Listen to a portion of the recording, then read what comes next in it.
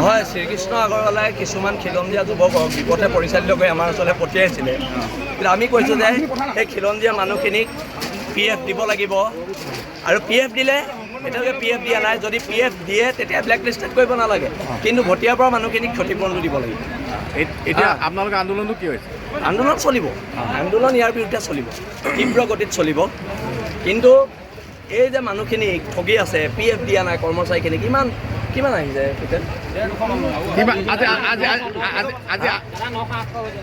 900মান মানুহ আহিছে, 900,000 মানুহ আহিছে। 1000 মানুহৰ PF যদি 6000 টকাকেও খাই আছে, কিমান টকা খাই আছে? কিমান বছৰ দিয়া নাই? দিয়াই নাই, চাকৰি কৰাৰ পৰাই দিয়া নাই, 10 চনত। এতিয়া এই মানুহখিনি কি বুলি কৈছে? তেওঁলোকে লিখি দিছে নেকি? একদম আমাক লিখিত দিব। আপোনালোকে লিখিতভাৱে বিলাসী থানা অসমলৈ দিয়ক যে আপোনালোকৰ PF পইচা দিব। সকলোৱে চাইন মাৰি দিয়ক, আমি এইটো এস্কেপ ক'লে আমাক নহয় বিলাসী থানা অসমলৈ। নিশ্চয় আপোনালোকে নিজে লিখিত দিয়ক।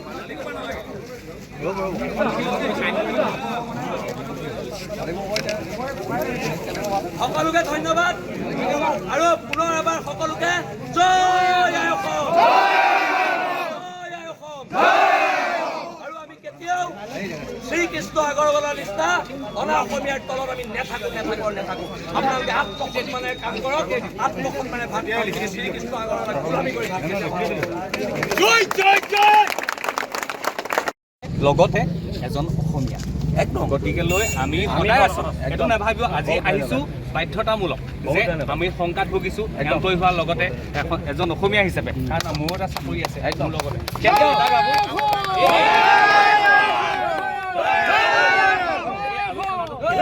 সকলোকে হাত জোকাৰি ধন্যবাদ। এটা সমাধান এটা সোনকালে চিয়'ৰ, খালি আপোনালোকে আমাক দিয়ক যে সকলোকে PF-টো দিব দেই। ঠিক আছে। SK পেট্ৰৰ কোম্পানীৰ ফালৰ পৰাই আহিছোঁ, যিহেতু আমি এতিয়া যথেষ্ট শংকাত ভুগিছোঁ এমপ্লয়ী হিচাপে ইয়ালৈ আহি।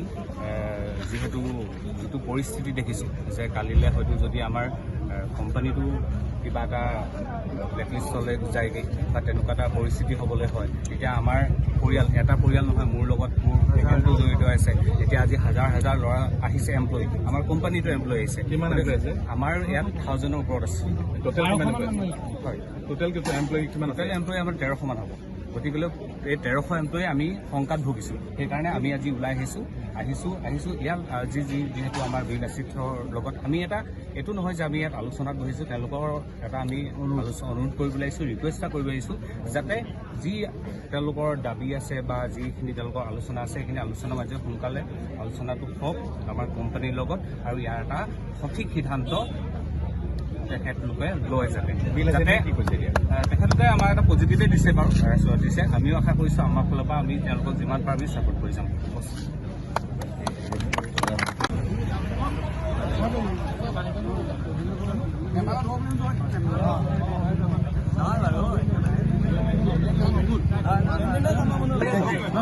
আজি এটা অফিচাৰৰ যিটো জীৱনৰ মূল্য, ঝাৰু মৰা মানুহটো জীৱনৰ সেইটোৱে মূল্য, হয়নে নহয়? আমি সেইকাৰণে সেইটো কথা কৈছোঁ দেই, আমি সেইখিনি কথা কৈছোঁ। আৰু আপোনালোকে কেতিয়াও নাভাবিব আমাৰ এই যুদ্ধখন আপোনালোকক পেটত মাৰি এখন যুদ্ধ নহয়। আপোনালোকৰ আৰু আজি এই গোটেই মানুহখিনিক মই এটা, মোতকৈ জ্যেষ্ঠসকল আছে, জ্যেষ্ঠসকলে যদি মই কিবা ভুল কৈছোঁ মোক ক্ষমা কৰিব, নিজৰ ভাইটি বুলি ভাবি। সৰুসকল আছে নিজৰ দাদা বুলি ভাবি ক্ষমা কৰিব। কিন্তু মই আপোনালোকক এটা কথা সকলোকে ক'ব পাৰোঁ, আপোনালোকৰ যেতিয়াই বিপদ আহিব, আপোনালোকৰ যিকোনো বিপদৰ ওপৰত কোনোবা থাকে নাথাকে আমি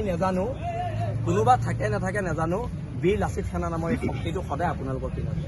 ধন্যবাদ। আমিও এজন এমপ্লয়ী হোৱাৰ আগতে লগতে এজন অসমীয়া একদম। গতিকে লৈ আমি এইটো নাভাবিব আজি আহিছোঁ বাধ্যতামূলক যে আমি শংকাত ভুগিছোঁ এমপ্লয়ী হোৱাৰ লগতে এজন অসমীয়া হিচাপে, কাৰণ মোৰ এটা চাকৰি আছে একদম লগতে।